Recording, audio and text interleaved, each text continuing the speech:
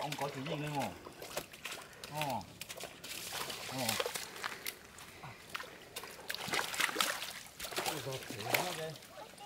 Mê đây. Cái ốc nó phát triển thôi đi. Cái tủ nó cũng đỡ nè ha. Tủ nè ha. Tôi ta sẽ có tao có ta sẽ có.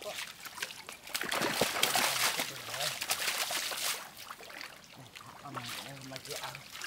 Ăn. Dạ wow. Cái bị chôn chứ.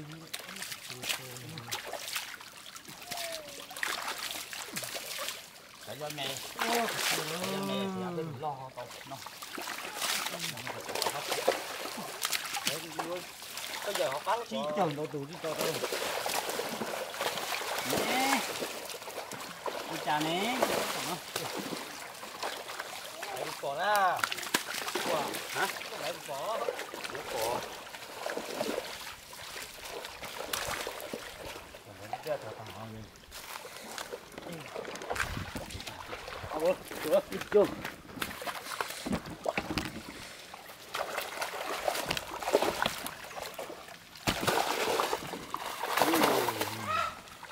Trời ơi.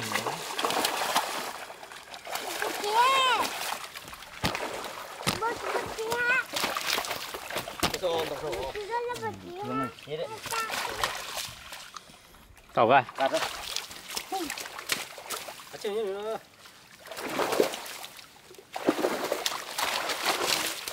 Uầy, tôi chỉ có tư. Sao bà tôi bà chúa coi lại.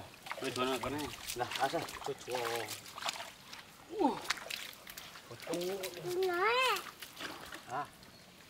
Nó xít cái mũi đi. Xít cái mũi đéo. Phải đến đây mà, có đây dẫn đi mê. Đâu không ngon.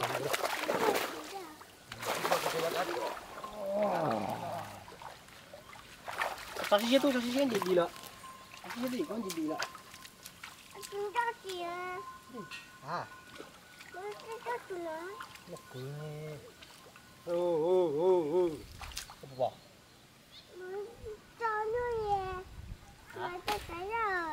Hả?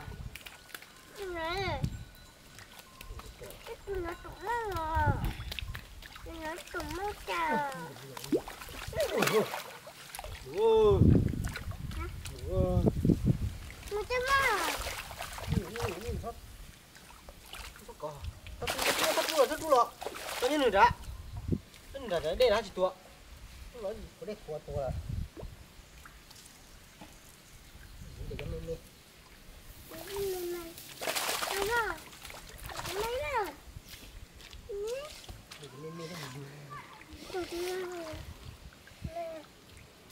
Rồi, bỏ một cá chê ha. Cá chả mê anh đây thế. Cá trôi như nữa. Cá chê cá chán à. Cá trôi như nữa ra. Có đừng cho lên non đấy. Cái mê mất bỏ một bể lo luôn. Chỉ cái lo no thế này. Có cái chặt đứt khi nào giờ chỉ còn á. Cái để cho mê mê là cái chuyện. Nó trôi nè.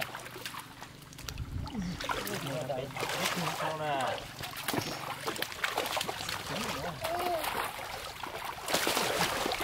Còn mất con. Nó biết bà con. Đây nó lấy nó rồi. Đủ rồi, bắt vô, lúc cổ là.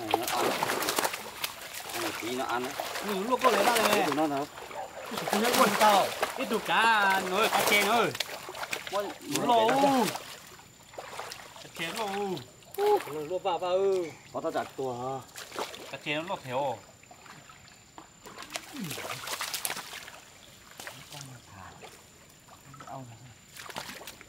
Phần nước kia nhiều quá nó Nó đón tàu như thế lọt thì Ô. cho chú chuối tệ ảnh thế. Có tôi.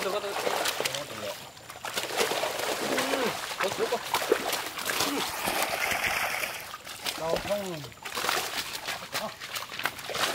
không cho ta đi đánh chưa nào nè đánh cho ta